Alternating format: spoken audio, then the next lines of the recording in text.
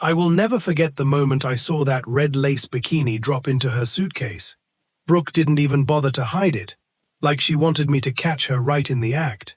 Her hair was still damp from the shower, and that smug, daring smile was plastered across her face, as if she were daring me to say a single word. I had already laid all my cards on the table. I told her going on a getaway with her ex-fiancé Chase was insane, disrespectful, and completely reckless for a married woman. But Brooke didn't care. She never cared about my feelings, our marriage, or basic respect. She just shrugged it off with a casual, "It's just Cabo, Tyler. It's not like we're sharing a room."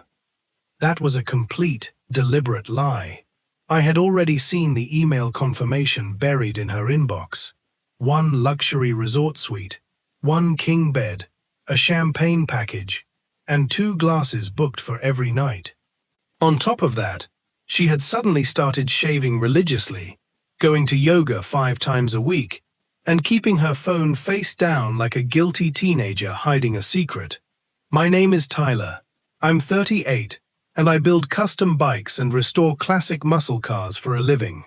I live a straightforward life with grease-stained hands and zero patience for manipulative mind games. I married Brooke because she was wild, beautiful, and spontaneous, but I didn't realize that lifestyle came with a permanent subscription to betrayal." I'd met Chase once, a stereotypical, slick finance type who wore linen shirts and boat shoes like a total cliché. When Brooke claimed they just reconnected at a mutual friend's wedding and talked, my gut instantly warned me she was lying straight to my face. That night, she slid into bed next to me smelling of thick honey perfume, kissing my shoulder as if we were still madly in love, as if she wasn't currently organizing a Mexican escape with another man. I just stared at the ceiling, counting the cracks in the drywall and holding back the storm brewing inside me. 3 days before her trip, I checked her laptop while she was out getting her nails done in French tips, Chase's personal favorite. There it was, an email thread labeled "Work Retreat," containing a message from Chase that read, "I still remember how you tasted under the moonlight. Can't wait for round 2. A hollow void opened up inside my chest, but I didn't scream, tear up, or punch a wall. Instead, I went out to my garage, welded scrap metal, drank a cold beer, and formulated a precise plan. At dinner, she put on bright red lipstick and lied through her teeth about packing modest swimwear and basic sunscreen. I just smiled, nodded, and offered to drive her to the airport. She thought she was playing me for a complete fool, but she forgot that her husband builds custom solutions for a living. I watched her walk into departures, blowing me a kiss like I was her loyal, clueless dog. I didn't wave back because she was about to find out what happens when you stab a man like me in the back. At 3:47 a.m., my phone buzzed with a text message from my buddy Nate. It worked. They're in. Chase even tipped me. Dumbass. Nate runs high-end VIP concierge services out in Vegas and owed me a massive personal favor. 2 nights earlier, I had him arrange the exact resort suite in Cabo, rigging it with discreet, ultra-clear audio and video gear from 3 distinct angles. While Brooke posted innocent stories on Instagram about self-care and solo sunsets, I sat back home in Texas watching live, crystal-clear footage of her tracing Chase's jawline, giggling like a high school girl, slipping out of her sundress, and confessing she had never stopped loving him. I watched every single second without flinching, operating with pure surgical detachment. When she called the next morning to check in and play the sweet wife, I let it ring. I immediately forwarded the entire raw video file directly to my divorce lawyer.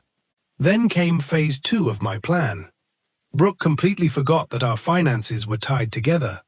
I drained our joint investment account, taking back only what was rightfully mine, froze all shared credit cards, and revoked her access to every business account with my name on it. Then I packed my truck and headed up to a secluded cabin in Colorado with no cell signal, just high-end whiskey and total silence. Nate texted me later to report that Brooke was screaming at the resort concierge because her cards were declined, prompting Chase to panic over the scene, abandon her, and catch an early flight home alone. When she finally returned to Texas, she found the locks changed and a single cardboard box sitting on the front porch containing her basic essentials, her red lace bikini, and a flash drive containing the footage. She bombarded my phone with dozens of frantic calls, alternating between hysterical, tearful apologies and furious curses, calling me the villain. 2 days later, she showed up uninvited at my shop with tear-streaked mascara, leaning against a '67 Mustang I was in the middle of restoring. She tried her usual calculated, manipulative routine, claiming it was all a giant mistake and blaming me for being too emotionally distant lately. I slammed the heavy steel hood shut and told her dead-eyed that I saw every frame of the video, heard every whisper, and knew every single lie she had ever told me. She stood there, frozen, as I pulled a manila envelope from my desk and handed her signed divorce papers. When she realized her sweet talking wouldn't work, she turned bitter and hostile, mocking me because Chase had dumped her at the resort too. I looked her dead in the eye, told her she ruined her own life, and watched her storm out into the dust. In the weeks that followed, I threw myself entirely into my restoration work, completely rebuilding that '67 Mustang from the block up. The roar of that engine under my hands became my therapy. Every morning before sunrise, I was out in the garage with a black coffee, letting the quiet work clear the toxic residue out of my head. I ignored mutual friends who tried to pry into our business and blocked Brooke on every platform, refusing to give her an inch of attention while she posted photos at local lounges, clinging to new men just to fill her void. Seeing her fall right back into her desperate patterns only confirmed what she truly was, a storm chaser and a hollow void dressed up as a fantasy. Eventually, Chase called my shop out of nowhere. I almost blocked the number, but my gut told me to answer. He sounded shaken and admitted he couldn't sleep until he set the record straight.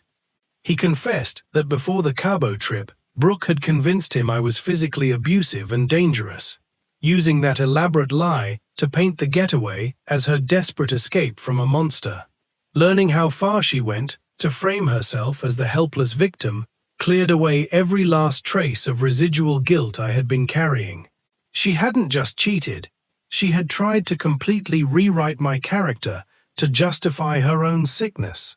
That same week, Brooke's sister Lindsay sent me a private text, apologizing for everything and admitting she always knew Brooke was the toxic one in our marriage. Every piece of truth was finally aligning. A week later, a woman named Rachel, who had dropped off her father's '72 Thunderbird at my shop, started stopping by to bring me fresh coffee. She was genuine, grounded, sharp-witted, and completely devoid of manipulative mind games. We started talking during my breaks, real, sans, honest conversations, with no masks or performances. Shortly after, I received a handwritten letter in the mail from Brooke, admitting she lied to everyone because she was inherently chaotic, craved constant external validation, and knew she had permanently lost the only man who had ever loved her unconditionally. I read it once, locked it in a metal drawer alongside my father's dog tags, and closed that chapter forever. I took every old photo, wedding invitation, and memory box out to the yard, doused them in bourbon, and threw a match onto the pile, watching the remnants of 6 wasted years burn into harmless ash. A year later, I was standing at the edge of a mountain cliff in Glacier National Park, Montana, looking out over miles of endless pine forests with Rachel by my side. The air was crisp, clean, and silent.